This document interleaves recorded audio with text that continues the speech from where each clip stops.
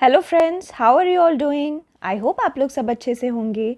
मेरा नाम है अंकिता लाल और आप लोगों को पता है मैं आप लोगों को पढ़ा रही हूँ एनसीईआरटी बायोलॉजी।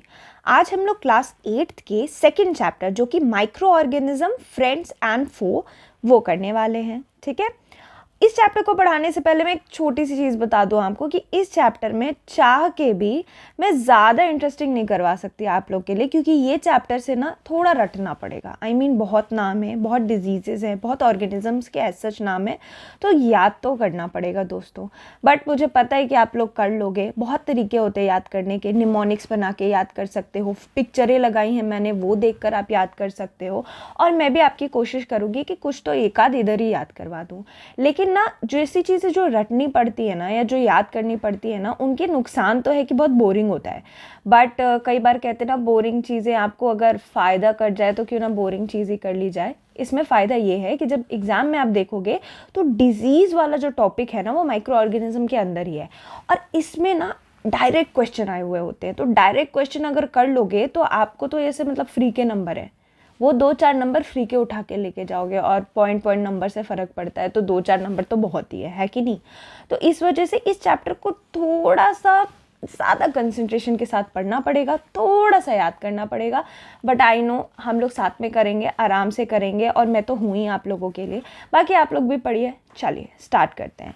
तो चैप्टर का नाम है माइक्रो ऑर्गेनिजम्स फ्रेंड एंड फो। तो पहले जानिए माइक्रो ऑर्गेनिजम्स क्या होते हैं। इनका जो नाम है ना वही सब कुछ बता रहा है। माइक्रो, माइक्रो का माने इतना छोटा कि आपको माइक्रोस्कोप से देखना पड़े। आप नेकेड आइज से नहीं देख सकते, मतलब अपनी खाली आंखों से नहीं देख सकते, आपको कोई इंस्ट्रूमेंट लगेगा और यहाँ वो लगेगा माइक्रोस्कोप। तो ये इतने छोटे होते हैं, ठीक है। और ये ऑर्गेनिजम्स जो होते हैं ये भी लिविंग ऑर्गेनिजम्स होते हैं, ठीक है। और ये हम लोग के आसपास ही रहते हैं, बट वही है कि हम इनको देख नहीं सकते। तो इनको डिटेल में चलो थोड़ा करते हैं, जैसे कि आपको पता ही है। माइक्रो ऑर्गेनिजम्स का क्लासिफिकेशन देखते हैं। 4 मेजर ग्रुप्स में इनको डिवाइड किया गया है, तो ये तो बड़ा इंपॉर्टेंट है। चलो मैं आपको दिखाती हूँ। माइक्रो ऑर्गेनिजम्स की बात की जाए तो पहली बात तो कि हमारे आसपास रहते, मैंने आपको बता दिया। ये जो 4 डिवीजन है ना जिसमें माइक्रो ऑर्गेनिजम्स है, वो है बैक्टीरिया, फंजाई, प्रोटोजोआ और एल्गी, ठीक है। वायरसेस भी माइक्रोस्कोपिक है, लेकिन ये अलग होते हैं माइक्रो ऑर्गेनिज्म से। क्यों, मैं बताती हूँ। मैंने आप लोगों को पुरानी क्लासेस में भी बताया है कि मैंने आपको एल्गी बताया था, एकदम छोटे होते। प्रोटोजोआ भी मैंने आपको बताया, फंजाई भी बताया, बैक्टीरिया के बारे में भी थोड़ा थोड़ा बताया है। लेकिन वायरस के बारे में मैंने आप लोगों को एक बार आइडिया दिया था कि वायरस ऐसे होते हैं ना कि जिनमें जो लिविंग भी नहीं है और नॉन लिविंग भी नहीं है, क्योंकि कोई बीच की एंटिटी होती है। जब ये होस्ट में चला गया ये वायरस, ठीक है, जब ये होस्ट की बॉडी में चला गया तो ये हो जाता है लिविंग। और जैसे ही होस्ट की बॉडी से बाहर गया, आउटसाइड होस्ट, ये हो जाता है नॉन लिविंग। तो आप इसको एग्जैक्टली ना लिविंग ऑर्गेनिजम्स में क्लासीफाई नहीं कर सकते। ऐसा कोई लिविंग ऑर्गेनिज्म देखा है जो अभी जिंदा है और फिर जाके मर जाए? हम ऐसा करते हैं क्या? कोई एनिमल ऐसा करता है कि नहीं? वो हमेशा जिंदा रहते हैं और जिंदा रहने के लिए उनकी बॉडी में फंक्शंस होते रहते हैं। बट वायरस में ऐसा नहीं है, इसलिए वायरस एक एक्सेप्शन है। माइक्रोस्कोपिक तो है बट माइक्रो ऑर्गेनिज्म नहीं कहेंगे इनको, ठीक है। तो हमने क्या क्या देख लिया? हमने देख लिया 4 तरह के मेजर जो हैं वो माइक्रोब्स, माइक्रो ऑर्गेनिजम्स को माइक्रोब्स भी कहते हैं। तो अगर कहीं माइक्रोब्स दिख जाए तो बिल्कुल भी घबराना नहीं है। अब थोड़ी सी कैरेक्टरिस्टिक की देख ले। उससे पहले ये देखो, यहाँ पे देखो किस तरह से डिवाइड किया गया microscope. Bacteria, algae, protozoa, fungi, virus को भी रखा गया है, लेकिन एग्जैक्टली ऑर्गेनिज्म नहीं है ये, ठीक है। थोड़ा सा अलग है बट माइक्रोस्कोपिक तो है ही ना। तो चलो ये हमने देख लिया, ये 5 हो, ओके। अब स्टार्ट करते हैं कैरेक्टरिस्टिक। कैरेक्टरिस्टिक क्या है? पहली चीज़ कि हमारा जो वातावरण है, इन्वायरमेंट है, उसमें ये रहेंगे, ठीक है। और ये कहीं भी पाए जा सकते हैं। जैसे हम और आप हैं, वो एक सर्टेन टॉलरेंस होती है हमारी। मैं भी यहाँ रह सकती हूँ, बट अगर मुझे एकदम ठंडे पोलर रीजन्स में दे दिया जाए तो शायद मेरी बॉडी नहीं अडेप्ट कर पाएगी, शायद क्या बिल्कुल नहीं कर पाएगी। बट और हॉट स्प्रिंग, एकदम उबलते पानी में मेरे को डाल दो तो मैं नहीं रह पाऊँगी, सर्वाइव ही नहीं कर पाऊँगी, मर जाऊँगी, ख़त्म हो जाऊँगी एकदम कैजुअली, ठीक है। लेकिन जो माइक्रो ऑर्गेनिजम्स है ये डेजर्ट से लेके मार्शी लैंड, ठंडे पानी से लेकर गर्मा गर्म हॉट स्प्रिंग, उबलते पानी में भी दिख जाएंगे। यानी कि इनका क्या हम इसे पता कर सकते हैं कि वाइड रेंज है हैबिटेट का। वाइड रेंज हुआ कि नहीं। दूसरी चीज़ ये कि ये आपको एयर में भी दिख जाएंगे, वाटर में भी दिख जाएंगे, प्लांट एनिमल की बॉडी के ऊपर भी दिख जाएंगे, ठीक। उसके अलावा कई बार ये पैरासिटिक भी होते हैं। क्या होता है ना, ये खुद से एक फ्रीली नहीं रह सकते तो दूसरे ऑर्गेनिजम्स के ऊपर आ जाते हैं। तो ये क्या हो गया, ये पैरासिटिक बिहेवियर है। मैंने आपको बताया था पैरासाइट्स वो होते हैं जो क्या करते हैं, किसी और ऑर्गेनिजम्स के ऊपर निर्भर करते हैं, या तो शेल्टर के लिए या तो फूड के लिए। और ना देखो दो चीज़ें हैं, पैरासिटिक भी हो सकता है, म्यूचुअल भी हो सकता है। म्यूचुअल में क्या होता है ना कि दोनों को फ़ायदा हो रहा है, जो जिसके ऊपर निर्भर हो रहा है वो भी उसको कुछ प्रोवाइड कर रहा है, इसको भी। बट पैरासिटिक में क्या होता है कि एक को नुकसान हो रहा होता है और एक को फ़ायदा हो रहा होता है। तो ये कुछ रिलेशनशिप्स हैं, ये वैसे भी रह सकते हैं। तो कुछ माइक्रो ऑर्गेनिज्म का हमने ये देख लिया। अब चलो माइक्रो ऑर्गेनिज्म के बारे में अब यहीं से मेन चैप्टर स्टार्ट, और यहीं से आपका मसाला भी स्टार्ट। एग्जाम में बोलते हैं ना कुछ मसाले होते हैं जिससे क्वेश्चन पूछा जाता है, तो यही आपका मसाला है। एमडीएच मसाला, जो भी मसाला आप यूज़ करते हैं, ठीक है, चटपटा करने को। तो माइक्रो ऑर्गेनिज्म के यूजेज हमको देखनी, यूजेज का ही गेम है। अभी देखो यहाँ एक पिक्चर देखो, यहाँ आपको वैक्सीन दिख रहा है, यहाँ आपको चीज़ दिख रही है, यहाँ पे आपको दही, ये एक्चुअली बेसिकली कर्ड है जिसके अंदर फ्रूट मिला, तो मान लो दही है, ठीक है। और ये जो है ये ब्रेड है, ठीक है। इन सब में माइक्रो ऑर्गेनिज्म का यूज़ हुआ। अगर ये माइक्रो ऑर्गेनिज्म नहीं होते तो आज हम ये खा भी नहीं पाते या यूज़ भी नहीं कर पाते। तो स्टार्ट करते हैं दही से। दही को जो माइक्रो ऑर्गेनिज्म बनाता है उसका नाम है लैक्टोबैसिलस, और ये एक बैक्टीरिया है। उसके अलावा चीज़, पिकल यानी कि अचार, और बाकी फूड आइटम्स में भी बैक्टीरिया का रोल होता है। ईस्ट तो हमने पिछले कितने चैप्टरों से देखा है। ये ईस्ट क्या होते हैं, कौन से सेल ऑर्गेनिज्म होता है, कितना सेल होता है, सिंगल सेल्ड ऑर्गेनिजम्स होते हैं, है कि नहीं, हमने बात करी हुई थी इसकी। ये सिंगल सेल्ड ऑर्गेनिजम्स होते हैं ईस्ट। और ईस्ट जो है वो बेसिक, अगर आप इसको बोलो ना किस किंगडम में, ईस्ट फंजाई के अंदर बिलोंग करता है, ठीक है। मैंने आप लोगों को बताया था ना 5 किंगडम क्लासिफिकेशन की बात करी थी मैंने, Plantae animalia, protista, fungi, animalia, है कि नहीं। तो उसी के अंदर ईस्ट आ जाता है, ठीक। ईस्ट जो है ना वो बेकिंग इंडस्ट्री में काम आता है। ये हमने पिछले क्लासेस में भी किया था। किसको बेक करते हैं, ब्रेड को, पेस्ट्री को, केक को। सोचो अगर ये ईस्ट नहीं होता तो आज केक नहीं खा पाते। अभी क्रिसमस होके गया ना, कुछ लोगों ने तो केक दबाया ही होगा, मैंने तो दबाया है फॉर श्योर। तो ये चीज़ जो है वो हमने देख ली। उसके बाद बारी आती है ईस्ट का, हमने देख लिया। ईस्ट काफ़ी इंपॉर्टेंट है तो ये आप लोग याद रहेंगे। ईस्ट सिर्फ बेकिंग में ही नहीं, अल्कोहल और वाइन की अगर हम बात करें तो अल्कोहल और वाइन के प्रोडक्शन में भी ईस्ट का अच्छा खासा रोल है, ठीक है। ईस्ट जो है वो, अल्कोहल बनता कैसे है ना, बनती कैसे, जो नेचुरल शुगर होता है ना किसी भी ग्रेन में, जो कि ग्रेन का मतलब हुआ अनाज, ठीक है, उसमें एक नेचुरल शुगर होता है। ये ईस्ट क्या करता है, इसको कन्वर्जन कर देता है शुगर को अल्कोहल में, इस प्रोसेस के थ्रू, जिसको फर्मेंटेशन कहते हैं। याद है आपको, हमने फर्मेंटेशन किया था रेस्पिरेशन वाली क्लास में, आपको पूरे अच्छे से डिटेल में मैंने बताया था फर्मेंटेशन, है कि नहीं। तो वो फर्मेंटेशन करता है ईस्ट और इसके थ्रू अल्कोहल और वाइन बना देता है। अब कुछ मेडिसिनल यूज़ भी है माइक्रो ऑर्गेनिज्म के। मेडिसिनल यूज़ भी बहुत इंपॉर्टेंट है, इससे भी एज इट इज़ क्वेश्चन आ जाता है। अभी बताती हूँ मेडिसिनल यूज़ क्या है, ठीक है। मेडिसिनल यूज़ में क्या होता है कि आपने एंटीबायोटिक का नाम सुना है, कभी बीमार होते हैं आपको बोल देते हैं एंटीबायोटिक ले लो बच्चों। एंटीबायोटिक या इंजेक्शन होते हैं ना, ये पेनिसिलिन नाम के माइक्रो ऑर्गेनिज्म से बनी है। पेनिसिलिन, ये मेडिसिन जो होती है वो क्या करती है, डिजीज कॉजिंग माइक्रो ऑर्गेनिजम्स जो होते हैं उनकी ग्रोथ को या तो मार देती है, या उनकी ग्रोथ को रोक देती है, तो उनको मार ही देती है।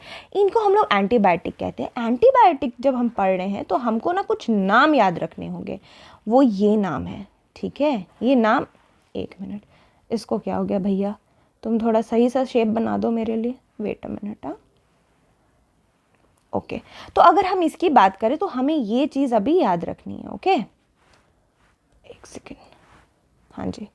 तो जो ये नाम है स्ट्रेप्टोमाइसिन, टेट्रासाइक्लिन, एरिथ्रोमाइसिन, ये तीनों जो नाम है यही होते हैं कुछ ऐसे बैक्टीरियाज और फंजाई, दोनों आपको याद रखना, फंजाई और बैक्टीरिया, इनसे मिलके बनता है एंटीबायोटिक, ठीक। ये 3 नाम तो एकदम से रट मार लेना है, इसको मैं स्टार मार्क कर देती हूँ, ठीक है। चलो ये देख लिया हमने। अब अगर हम बात करते हैं इसी माइक्रो ऑर्गेनिज्म में, तो आप लोगों ने देखा होगा कि एंटीबायोटिक सिर्फ लाइव स्टॉक और पोल्ट्री को भी दिया जाता है। लाइव स्टॉक और पोल्ट्री का मतलब है पोल्ट्री यानी कि चिकन को जो एक जगह रेज किया जाता है उसके मीट के लिए, और लाइव स्टॉक हो गया आपका ऐसे एनिमल्स, ठीक है, जो आपको कहीं ना कहीं दूध दही वगैरह प्रोवाइड करते हैं, जैसे क्या हो गई आपकी गाय भैंसे वो, ठीक है। तो ये हमने देख लिया लाइव स्टॉक और पोल्ट्री, इनको भी बीमारियां हो जाती हैं तो इनके लिए भी एंटीबायोटिक का रोल आता है, ठीक है। तो ये हमने देख लिया।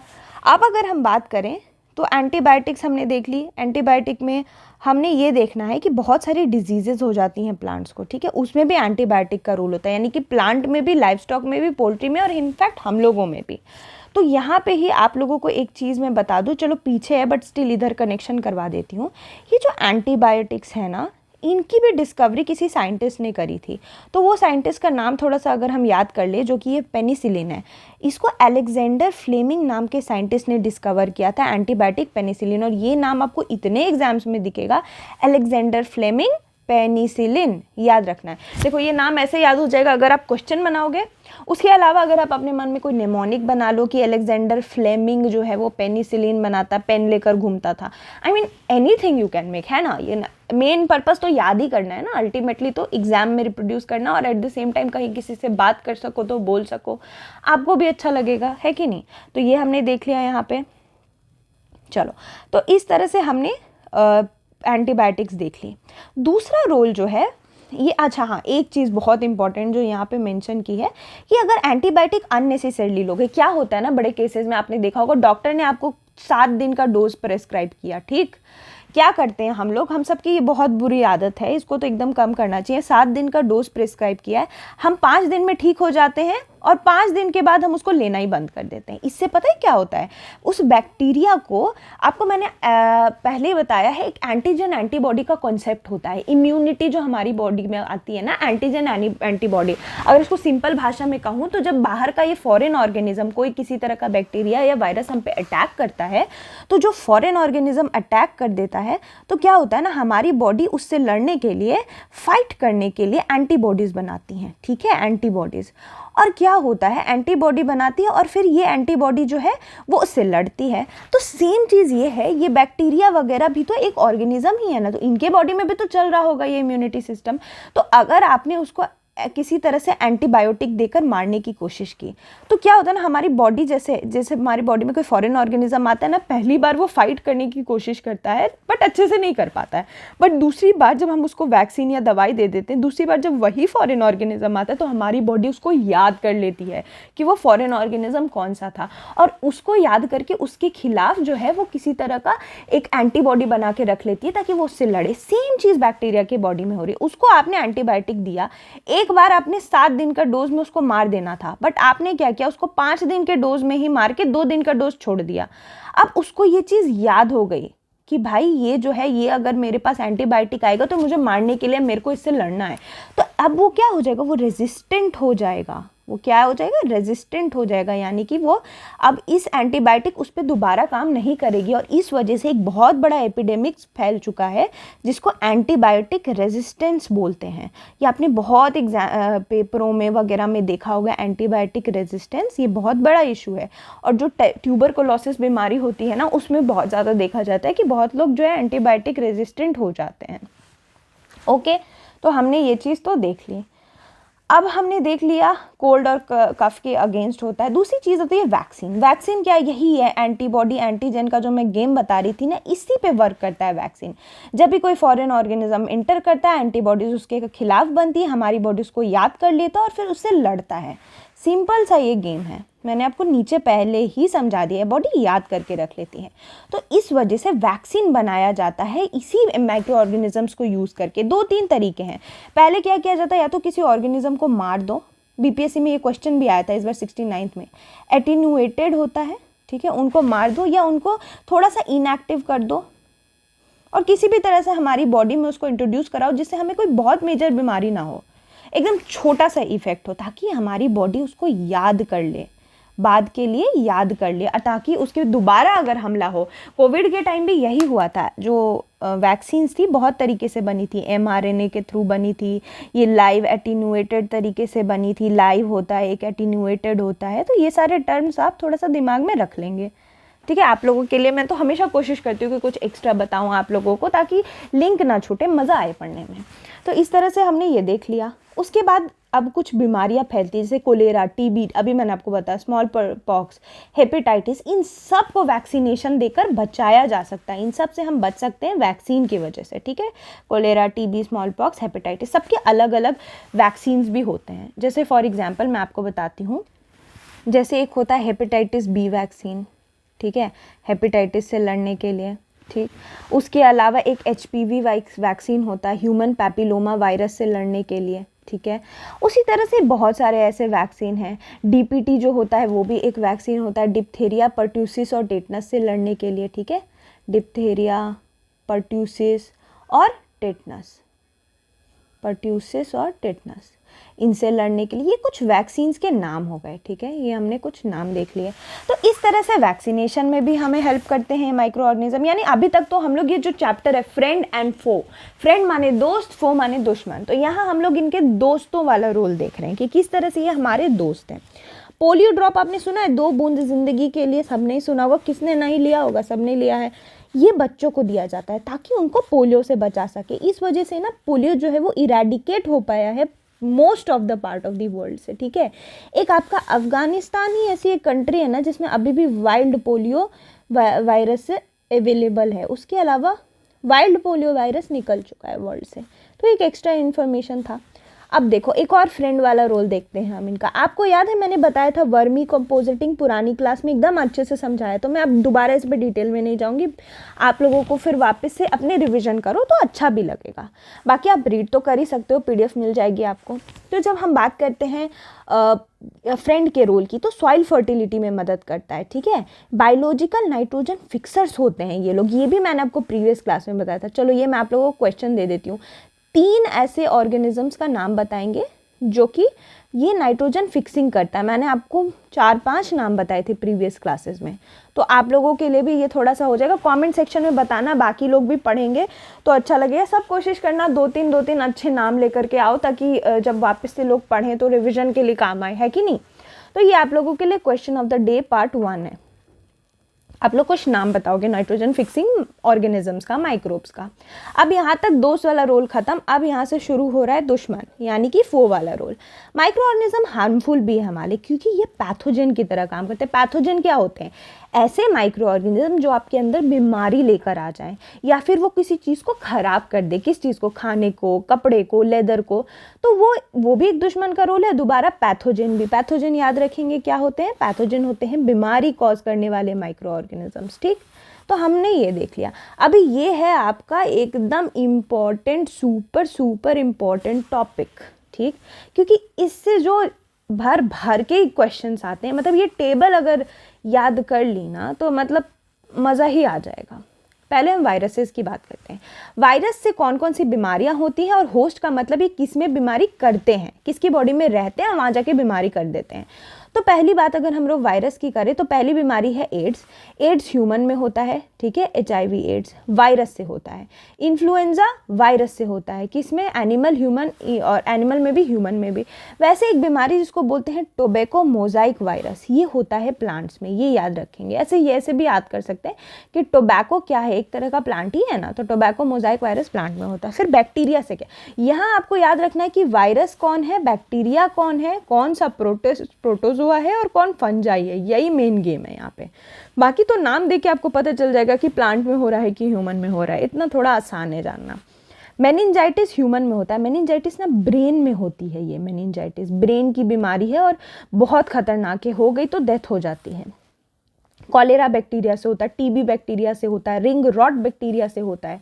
ठीक है, आपको रिंग रॉट जो है वो पोटैटोज में होता है और टमेटोज में होता है। ठीक है, आप देखते होगे जब आप किसी आलू को देखो और काट के देखो तो उसके अंदर देखोगे कि वो ना कहीं से सड़ गया और एकदम रिंग फॉर्म में सड़ा है, एकदम ग्रे कलर का हो जाता है, देखना दिख जाते हैं ये, तो वो रिंग रॉट होता है। फिर बारी आती है प्रोटोजोआ की, प्रोटिस्ट बोलते हैं उसको। तो मलेरिया और लेट ब्लाइट, मलेरिया किस में होता है? हम ह्यूमन में होता है। और लेट ब्लाइट किस में होता है? लेट ब्लाइट होता है प्लांट्स में। ओके, अच्छा मैं आप लोगों को एक चीज़ बता दूं यहाँ पे, देखो मलेरिया और डेंगू आपने सुना होगा, दो चीज़ें, ठीक है। मलेरिया जहाँ की होता है आपको प्रोटिस्टा से या प्रोटोजोआ से होता है, प्रोटोजोआ से आपको होता है। वहीं अगर आप डेंगू या डेंगी की बात करते हैं तो ये वायरस से होता है, डेंगी वायरस बोलते हैं इसको, ह्यूमंस में होता है ये डेंगी वायरस, ठीक है। तो डेंगू हो गया वायरस से और मलेरिया हो गया प्रोटोजोआ से। ये तो एकदम गांठ बांध लेनी है आपको, क्योंकि कंफ्यूज हो जाओगे एग्जाम में, लगेगा अच्छा मलेरिया भी प्रोटोजोआ ही है, नहीं होता ऐसा। फिर बारी आती है फंजाई की। फंजाई से होता है एथलीट फूट, रिंग वॉर्म, ब्लैक सेजिकोटा। अभी ये एथलीट फूट तो एकदम याद रख लेना और रिंग वॉर्म याद रख लेना है, क्योंकि ये मैंने कितने एग्जाम्स में एकदम एज इट इज़ क्वेश्चन देखा है कि एथलीट फूट किससे होता है, फंजाई। रिंग वॉर्म किससे होता है, फंजाई। तो रिंग वॉर्म जो है वो एनिमल्स में होता है, जबकि एथलीट फूट जो है वो ह्यूमन में होता है। एथलीट फूट होता क्या है मैं आपको बताती हूँ। एथलीट फूट जो बीमारी होती है उसमें क्या होता है, जो पैर होते हैं ना, ऐसे से होते हैं ना पैर, तो जो पैर होते हैं उनमें क्या होता है कि टोज़ के पास या यहाँ पे रेडनेस हो जाती है और वो स्वेल कर जाता है। जैसे कोई एथलीट भागता है तो आप देखते हो उसको पैरों में किस तरह से सोर हो जाते हैं, ब्लिस्टर्स हो जाते हैं। वही बिना एथलीट हुए ये वाली चीज़ जो वायरस से होती है इसको हम लोग एथलीट्स फूट बोल रहे हैं, ओके। तो ये हमने देख लिया। अब बात करते हैं हम लोग जो ह्यूमंस में, देखो यही चीज़ें जो हमने पढ़ी है ना, इसी का यहाँ पे डिटेल है। तो ये आप लोग ऐसे देख सकते हो, मैं ऊपर ऊपर से बता सकती हूँ, आप लोग रीड भी कर लेना, वही सेम चीज़ है। ह्यूमंस में कौन सी बीमारियाँ होती है, फीमेल एनोफिलिस जो है वो मलेरिया कर देती है, और फीमेल, ये देखो वायरस वगैरह तो है बट वायरस खुद से काम नहीं करता है, मैंने आपको पहले भी बताया था। तो उनको ना एक होस्ट चाहिए होता है बॉडी के लिए। तो जैसे आपको पता है कि एडिस जो मस्क्यूटो है उसके अंदर ये डेंगी का जो वायरस है वो आता है और वो बाद में कैरी करता है इस डेंगी फीवर को। और ये डेंगू जो भी बोल सकते हैं, आप लोग के ऊपर है, बट मैं डेंगी प्रोनाउंस करना पसंद करती हूँ। तो जो डेंगी वायरस है वो यहाँ पे फिर हम लोग ह्यूमंस को हो जाता है कि नहीं, होता है कि नहीं। तो आपको ये याद रखना। और वही फीमेल एनोफिलिस जो है वो पैरासाइट है किसकी, मलेरिया की। और मतलब पैरासाइट नहीं है, कैरी करती है पैरासाइट को, मलेरिया के, ओके। तो हमने देख लिया। और मलेरिया कौन करता है, प्लाज्मोडियम वाइवेक्स, ये नाम है उस पूरे ऑर्गेनिज्म का। जो प्रोटोजोआ है ना उसका फुल नेम है प्लाज्मोडियम वाइवेक्स। और भी अलग अलग है, प्लाज्मोडियम फैल्सीपेरम होता है, प्लाज्मोडियम मेलेई होता है, लेकिन आपने याद रखना है प्लाज्मोडियम वाइवेक्स क्योंकि ये सबसे ज़्यादा कॉमन है, ठीक। बट आप याद रखेंगे प्लाज्मोडियम के अलग अलग ये भी हैं। ये देखो, ये होता है स्पीसी, ये होता है जीनस। तो जो जीनस है वो अलग अलग होता है ऑर्गेनिज्म का, ठीक। तो ये हमने देख लिया अलग अलग डिजीज़ है। अब कुछ मोड ऑफ ट्रांसमिशन भी होता है इनका। डिजीज़ जो है ना बहुत तरीके से मोड ऑफ ट्रांसमिशन हो सकता है। मान लो अगर फ्लू है, ठीक है, फॉर एग्जांपल फ्लू है, तो फ्लू जो है वो, एक मिनट, फ्लू अगर हो जाता है किसी को तो वो किसके थ्रू, जैसे कोविड था, कफ के वजह से, स्नीजिंग के वजह से ये स्प्रेड कर जाता है, ठीक है। वही अगर किसी को मलेरिया है, ओके, तो मलेरिया वगैरह या डेंगू जो है वो क्या होता है, जब अगर कहीं पे स्टैग्नेंट वाटर रहता है रखा हुआ, मतलब स्टैग्नेंट वाटर का मतलब पड़ा हुआ पानी कहीं किसी टायर वगैरह में जमा है, तो यहाँ पे क्या हो गया, मस्क्यूटोज़ का ब्रीडिंग ग्राउंड हो जाएगा। मस्क्यूटोज़ यहीं पे अंडे देंगे, मस्क्यूटो का ब्रीडिंग ग्राउंड हो जाएगा और फिर यहीं से फैलेंगे वो मस्क्यूटो जो कि बीमारी कॉज करेंगे। अल्टीमेटली बीमारी होगी कि नहीं। चलो, तो ये कुछ तरीके हैं जिसके थ्रू ट्रांसमिशन और जिसके वजह से ट्रांसमिशन होता है, ठीक है। वही अगर टेटनस की बात करें तो जो टेटनस बीमारी होती है वो कैसे होती है, जो जंग लगी हुई चीज़ होती है, जिसमें जंग लग जाता है, जंग लगी हुई चीज़ों से जाता है, ठीक है, तो वो टेटनस हो जाता है। तो ये बेसिकली मोड ऑफ ये है क्या, ट्रांसमिशन है। अब उसके अलावा कुछ एनिमल्स में डिजीज़ होती है, एंथ्रैक्स ह्यूमन और कैटल में, और फूट और माउथ डिजीज़ एक और डिजीज़ है। ये चलो ये दोनों याद रखोगे आप। एंथ्रैक्स जो है वो ह्यूमन और कैटल दोनों में होता है और ये एक बैक्टीरिया से होता है, तो एंथ्रैक्स इंपॉर्टेंट हो गया। दूसरा है फुट एंड माउथ डिजीज़, ये किस में होता है, कैटल से, बट ये एक वायरल डिजीज़ है। तो हमने क्या देखा, एंथ्रैक्स इज़ व्हाट, बैक्टीरियल। वही foot and mouth disease, foot and mouth disease ये आपका हो गया वायरस से, राइट।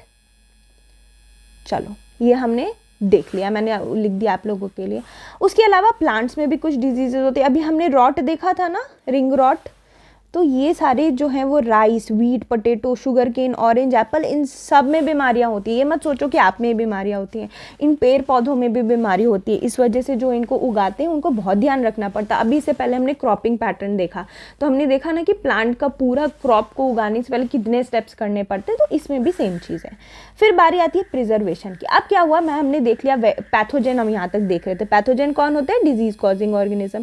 पैथोजन तो हमने देख लिया, लेकिन उसके अलावा एक और फो वाला रोल है, वो क्या है कि खाना खराब कर देते। खाना ही नहीं, लेदर, खाना, ये सब ऑर्गेनिज्म, माइक्रो ऑर्गेनिज्म खराब कर देते। जब इसको स्पॉइल कर देते हैं, तो जब ये लोग फूड को स्पॉइल करते हैं, ठीक है, फूड को स्पॉइल करते हैं, तो फूड को प्रिजर्व करना पड़ता है ताकि वो स्पॉइल ना कर सके। कुछ टेक्निक्स होती हैं। अब मैं कुछ टेक्निक दिखाती हूँ, बहुत कॉमन है, हर किसी के घर में होता है, हर कोई जानता है, कोई रॉकेट साइंस नहीं है। एक बार फोटो देखकर, मैं नहीं भी पढ़ाऊंगी तो भी आपको पता चल जाएगा, बट फिर भी हम लोग अपने इंटरेस्ट के लिए देखते हैं। पहली चीज़ आपने देखा, अचार जब बनाते हैं, कैसे बनता है अचार? कैसे नोटिस करा है? तेल डालते हैं, उसके अंदर नींबू डालते हैं, विनेगर डालते हैं। ये क्यों डालते हैं? ये ना बहुत टाइम के लिए प्रिजर्व करके रख लेता है। जब बहुत ज़्यादा ऑयल या विनेगर डालोगे ना, तो वो इन्वायरमेंट जो है वो माइक्रो ऑर्गेनिज्म के लिए बिल्कुल भी हॉस्पिटेबल नहीं है। मतलब क्या कि माइक्रो ऑर्गेनिज्म भी तो जीवन है ना इनमें भी, तो इनके लिए जो वो इन्वायरमेंट हो जाएगा जिसमें ये ऑयल और विनेगर रहेगा, ये इन लोगों की डेथ कर देगा, क्योंकि ये इन लोगों के लिए बैड इन्वायरमेंट है। बैड नहीं कह सकते हैं, अच्छा टर्म अगर मैं यूज़ करूं तो इनहॉस्पिटेबल है। इनहॉस्पिटेबल का मतलब होता है नहीं रहने लायक, ठीक है, जो ना रहने लायक हो, ना रहने लायक। तो ये जो है वो इनहॉस्पिटेबल इन्वायरमेंट होता है और इनकी डेथ हो जाती है, क्योंकि ये इन्वायरमेंट ही सही नहीं है। तो पहला तो हमने ऑयल और ये देख लिया। दूसरा क्या होता है, जब कोई एयर टाइट कंटेनर में आप कोई खाना डालोगे ना, तो जब एयर टाइट हो जाएगी, यानी कि एयर इसके अंदर बंद हो जाएगी, तो कोई ऑर्गेनिज्म अंदर घुस नहीं पाएगा। तो ये दूसरा तरीका। दूसरा है कोल्ड ट्रीटमेंट। जब आप बहुत ठंडे में कोई चीज़ रखते हो, जैसे फ्रीज़र में कुछ रखते हो, आपको बहुत लंबे समय तक बचाना है, तो ये भी इतना माइनस में टेम्परेचर हो जाता है ना कि माइक्रो ऑर्गेनिज्म नहीं सर्वाइव कर पाते। लेकिन biology is a science of exception है। कुछ माइक्रोब्स जो है ना बहुत एकदम फ्रीजिंग इन्वायरमेंट में भी सर्वाइव कर जाते हैं, लेकिन वो यूजुअली आपके खाने को नहीं खराब करेंगे, ठीक है। वो अलग ही प्रकार के माइक्रो ऑर्गेनिजम्स होते हैं। ये आपको एंटार्क्टिक, आर्कटिक वगैरह में प्रिजर्व दिखते हैं, ठीक है, बट आपके फ्रिज में नहीं आएगा ये। तो ये देख लिया कोल्ड ट्रीटमेंट वाली चीज़। उसके बाद हीट ट्रीटमेंट, सेम वही। अब बहुत ज़्यादा ठंडी या बहुत ज़्यादा गर्मी भी ये लोग नहीं बर्दाश्त कर पाते। इसी वजह से जब हम लोग दूध को गर्म करते हैं या किसी भी चीज़ को खौलाते हैं, या कोई नया, किसी घर में भी कोई नया बॉटल आता है, तो क्या बोलती है मम्मी, थोड़ा गर्म पानी डाल दो, उसके अंदर थोड़ा नींबू डाल दो उसके अंदर। क्यों?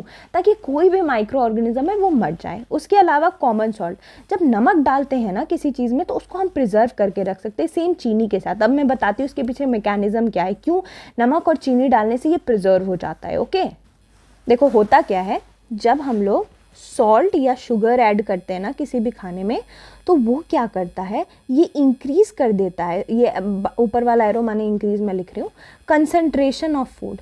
क्या करता है? कंसंट्रेशन ऑफ फूड इंक्रीज कर देता है। जब कंसंट्रेशन बढ़ जाता है ना, तो एक प्रोसेस होती है जिसको बोलते हैं प्लाज्मोलाइसिस, ठीक है। इस प्लाज्मोलाइसिस से बैक्टीरिया जो है उसकी डेथ हो जाती है, बैक्टीरिया मर जाता है। सिंपल सी बात बताएं तो ये क्या करेगा, ग्रोथ रोक देगा, stops growth of what, micro organisms. Growth रोकता है, किस वजह से? उनके अंदर डिहाइड्रेशन करवा देता है, ठीक, डिहाइड्रेशन करवा देता है और ऑस्मोसिस करवा देता है। याद रखेंगे आप लोग, डिहाइड्रेशन और ऑस्मोसिस करवा देता है। डिहाइड्रेशन का मतलब पानी की कमी, और ऑस्मोसिस एक प्रोसेस होता है। ऑस्मोसिस की अगर हम बात करें, ऑस्मोसिस एक केमिकल प्रोसेस है जिसके थ्रू क्या होता है, कोई भी सॉल्वेंट जो है वो किसी सेमी परमिएबल मेम्ब्रेन में कम कॉन्सेंट्रेशन से ज़्यादा कॉन्सेंट्रेशन वाली जगह चला जाता है। इतना उतना दिमाग लेने की ज़रूरत नहीं है, बस याद रखना है कि ऑस्मोसिस एक तरीका है मूवमेंट का, किसका, सॉल्वेंट का सॉल्यूट। सॉल्वेंट का मतलब हुआ पानी, लिक्विड जो है, और सॉल्यूट का मतलब हुआ, जैसे सॉल्वेंट सॉल्यूट सॉल्यूशन अगर मैं बताऊँ तो जो नींबू पानी पीते हो उसमें पानी आपका सॉल्वेंट है, चीनी पानी पीते हो, चीनी आपका सॉल्यूट है, और जो दोनों मिल जाते हैं तो सॉल्यूशन बन जाता है। एकदम सिंपल सी चीज़ है, कोई रॉकेट साइंस नहीं है। तो क्या करवा देता है, stops the growth of what, of micro organisms, microbes की ग्रोथ करवा देते हैं स्टॉप। कौन? ये सॉल्ट और शुगर का प्रिजर्वेशन। यही पूरा टेक्निक है। आप लोगों को एकदम मैं हाउ व्हेन भी बताऊंगी, हाउ वाई भी बताऊंगी, ताकि आप लोगों को कुछ भी बहुत बड़ी चीज़ ना लगे। फिर बारी आती है केमिकल मेथड्स की। ये तो हमने देखा है। केमिकल मेथड्स में क्या होता है, हम लोग केमिकल प्रिजर्वेटिव्स डालते हैं बाहर से। तो 2 केमिकल प्रिजर्वेटिव्स तो एकदम टिप पे होने चाहिए, सोडियम बेंजोएट और सोडियम मेटाबाइसल्फाइड। तो याद रखना सोडियम सोडियम है। NaCl में क्या होता है? Sodium chloride. तो आप इससे भी याद रख सकते हो कि नमक से भी प्रिजर्व करवाते हैं, तो वैसे ही सोडियम बेंजोएट से भी करवाएंगे। सोडियम बेंजोएट तो बहुत एग्जाम्स में दिख जाता है, तो वैसे भी आपको पता होना चाहिए, सोडियम बेंजोएट और सोडियम मेटाबाइसल्फाइड। फिर कॉमन सॉल्ट का प्रिजर्वेशन तो हमने देख ही लिया, अभी देख रहे थे हम लोग। शुगर से भी देख लिया। जैम और जेली जानते हो, जब जैम बनाते हैं, जैम कैसे बनता है? फ्रूट से ही तो बनता है। तो फ्रूट्स के अंदर खूब सारा चीनी डाल के उसको प्रिजर्व करा जाता है। ऑयल विनेगर देख लिया, हॉट एंड कोल्ड ट्रीटमेंट देख लिया। अब हम लोग एक चीज़ देखेंगे जो कि इंपॉर्टेंट है, उसको कहते हैं पैस्चराइजेशन। ये एक साइंटिस्ट के ऊपर नाम था जिनका नाम था लुई पैस्चर, क्योंकि उन्होंने ही ये प्रोसेस डिस्कवर किया था। तो इस वजह से ये जो है वो लुई पैस्चर के ऊपर है, इसको पैस्चराइजेशन कहते हैं। ये होता क्या है, जब आप दूध को गर्म करते हो 700 डिग्री सेल्सियस पे, सोचो कितनी गर्मी होगी, 15 से 30 सेकेंड के लिए, और फिर गर्म करते उसको एकदम से ठंडा कर दो और उसको स्टोर कर दो, तो आपका जो भी बैक्टीरिया है उसका ग्रोथ रुक जाएगा और वो मर जाएगा, और इससे क्या होगा, आपका दूध प्योर हो जाएगा। तो इस पूरे प्रोसेस को पैस्चराइजेशन कहते हैं। आपको याद रखना है, एकदम से गर्म करके ठंडे करने वाली चीज़ को, ये आपको याद रखना है। और लुई पैस्चर का नाम याद आपको रखना है, पैस्चराइजेशन पूरे स्टेप का। तो ये हो गया एक काफ़ी इंपॉर्टेंट सी चीज़। तो स्टार मार्क करती हूँ। अभी देखो ये हमने देख ही लिया कि एकदम एयर टाइट पैक में डालो। फिर नाइट्रोजन फिक्सेशन, मैंने आप लोग पिछले क्लासेस में नाइट्रोजन फिक्सेशन बताया था और उससे रिलेटेड माइक्रोब्स भी बताए थे। आप लोग का यही आज का क्वेश्चन है कि आप इनके नाम मेंशन करोगे कमेंट सेक्शन में।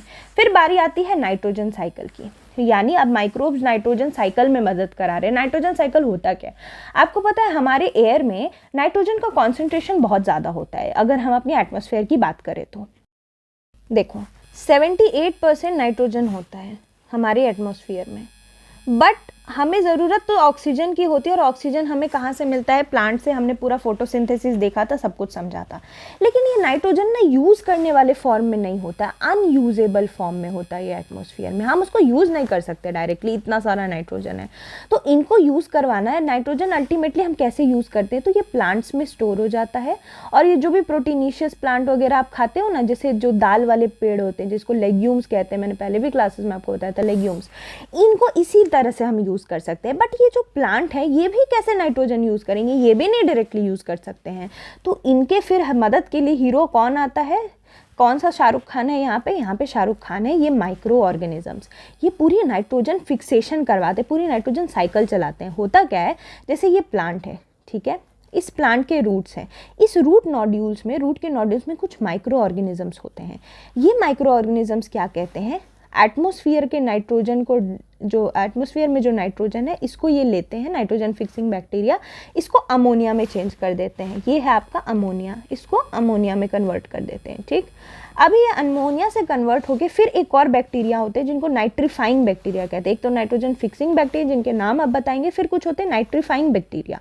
ओके, इनके भी कुछ एग्जाम्पल हैं, कुछ नाम है। वैसे तो ये अभी थोड़ा हाई लेवल है, बट आप एक नाम याद, लेकिन इनके नाम इजी याद रखने। नाइट्रोबैक्टर, ये नाम हो गया कुछ नाइट्रीफाइंग बैक्टीरिया का, ये एग्जाम्पल है। ओके, आप लोग याद है कि मे भी कल को एग्जाम में दिख जाए, इन लोग तो लेवल बढ़ा ही रहे हैं।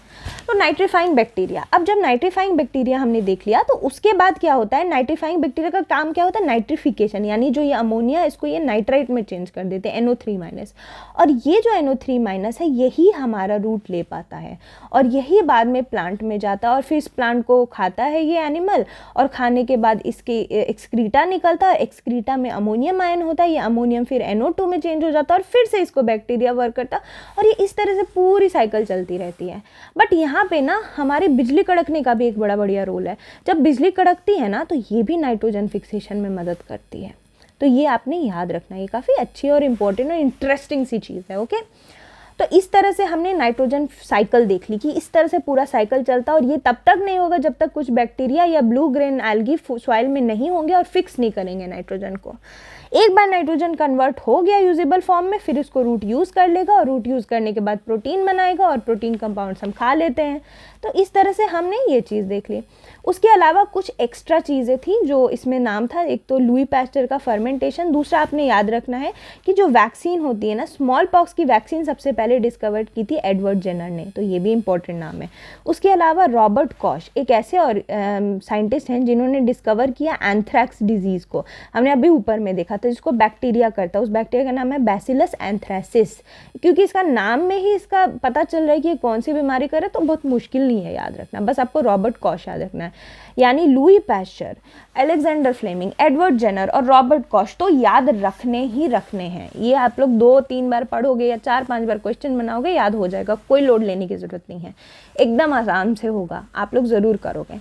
ये क्वेश्चन ऑफ द डे 2 है। एक तो मैंने आपसे ऊपर बोला ही कि आप मेंशन करेंगे ऑर्गेनिजम्स के नाम, दूसरा क्वेश्चन ऑफ द डे है कि ये वाला क्वेश्चन आप बनाओगे, बट बाकी अब हम थोड़ा सा प्रैक्टिस कर लेते हैं। पहला क्वेश्चन है कि ऐसे कौन से पहले साइंटिस्ट थे या डॉक्टर थे जिन्होंने अटेम्प्ट किया था वैक्सीनेशन का, तो आपने याद रखना है एडवर्ड जेनर।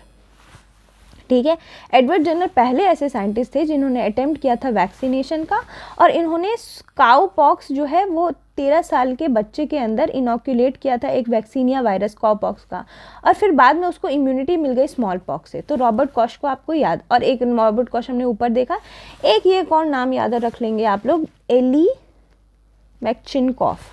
इन्होंने डिस्कवर किया था फैगोसाइटोसिस, जो कि नेचुरल इम्यूनिटी प्रोवाइड करती है। तो ये थोड़ा सा आप एक नाम और याद रख लेंगे। चलो एक और इसी लगे हाथों क्वेश्चन कर लेते हैं। क्वेश्चन ना सिर्फ डिजीज़ का है, डिजीज़ आएगा आपका ज़्यादा से ज़्यादा, दूसरे ये साइंटिस्ट के नाम आ जाएंगे ज़्यादा से ज़्यादा, ईस्ट वगैरह ब्रेड वगैरह सबको पता होता है, प्रिजर्वेशन पता होता है, तो ये आने के चांसेस कम है, बट हमें पता होना चाहिए। उसके बाद बारी आती है इसकी कि इसमें से कौन सा पेयर जो है वो करेक्टली मैच है। आपको बताना कि ये नाम है डिजीजेस के, और फिर ये साथ में ये दिया हुआ है find the one which is correctly matched, correctly match है। आपको साथ में ये भी दिया हुआ है कि डिजीज़ है, उसके साथ इसकी शायद वैक्सीन दी हुई है। लेट मी सी, एक मिनट। हाँ वही चीज़ है, मैं बता रही हूँ आपको, ये है क्या। हाँ देखो इसको ये किस तरह से बनाया, हम इसको अभी यहाँ सॉल्व करते हैं, इससे बहुत कुछ पता भी चलेगा। ये जो BCG है ना, ये उसको कहते हैं बैसिलस कैलमिटेग्यूरिन। ठीक है, बैसिलस कैलमिटेग्यूरिन, GUERIN। ये जो बैसिलस कैलमिटेग्यूरिन है ना, ये एक वैक्सीन है, और ये किस बीमारी से बचाता है, ये बचाता है TB से। तो यानी ये ऑपोजिटली ये है। और टेटनस जो है वो DPT मैंने आपको बताया था, तो ये तो होगा नहीं। अब बारी आ गई स्कर्वी की। स्कर्वी विटामिन C, आपको याद होगा विटामिन C की कमी से होता है। क्या विटामिन C थायमीन था? बिल्कुल नहीं, विटामिन C थायमीन नहीं था, तो ये चीज़ तो यहाँ ख़त्म हो जाती है। फिर यहाँ पे ये भी गलत हो गया, ये भी गलत हो गया, तो क्या सही है? मलेरिया। मलेरिया मैंने आपको पिछली किसी क्लास में बताया था, मुझे अच्छे से याद है कि एक ट्री होता है, ठीक है, चिंगसिंकोना ट्री बोलते हैं, इसके अंदर से एक ड्रग को निकालते हैं जिसको क्लोरोक्वीन कहते हैं, और इससे किसको ट्रीट करते हैं? मलेरिया को। तो ये भी एक बहुत इंपॉर्टेंट सी चीज़ हो गई। तो ये कुछ हमने क्वेश्चन देख लिए, आप लोगों के लिए क्वेश्चन ऑफ द डे भी देख लिया। अब आप लोग इसको कॉमेंट सेक्शन में ये दोनों क्वेश्चन ऑफ द डे 1 और 2 दोनों आप मेरे को मैंशन करोगे, और इस चैप्टर को, ये चैप्टर यार प्लीज़ आप लोग ना अच्छे से कर लेना, एकदम फ्री के नंबर है, अच्छे से आप लोगों ने कर लिया, एज इट इज़ आ जाएगा, और बहुत ही इंटरेस्टिंग है। चलो मैं आपको दिखा देती हूँ NCERT में भी कि हमने सब कुछ कवर कर लिया है। माइक्रो ऑर्गेनिजम्स कवर कर लिए, ये देखो अलग अलग माइक्रो ऑर्गेनिजम्स की फ़ोटो NCERT में दी है, वो भी हमने कवर कर लिया। वायरसेस देख ली हमने कर्ड और ब्रेड वगैरह चीज़ें देख ली हमने, सारे साइंटिस्ट के नाम देख लिए। चलो कीवर्ड देख लेते एक बार, हमने सारे कीवर्ड्स किए कि नहीं। Yes, we have done all the keywords, हमने सारे कीवर्ड्स कर लिए। तो इस तरह से ये चैप्टर 2 भी क्लास 8 का ख़त्म होता है। हम बहुत ही अच्छी पेस पे चल रहे हैं, हम क्लास 8 में पहुंच चुके हैं बहुत जल्दी, 9th और 10th में। In fact 6 to 10 is the most important, क्योंकि ये बेस बनाता है, फिर आप 11th 12th उसी बेस पे कर लोगे, और इतना कर लिया ना मोर देन इनफ है। साइंस में आपको बहुत अच्छे मार्क्स आ जाएंगे, और साइंस में बायोलॉजी से बहुत नंबर खींच सकते हो। लाइक बहुत अच्छे क्वेश्चंस होते हैं, बहुत स्ट्रेट फॉरवर्ड होते हैं। तो चलिए आप लोगों से मैं मिलती हूँ दूसरी क्लास में, पढ़ते रहिए, आगे बढ़ते रहिए।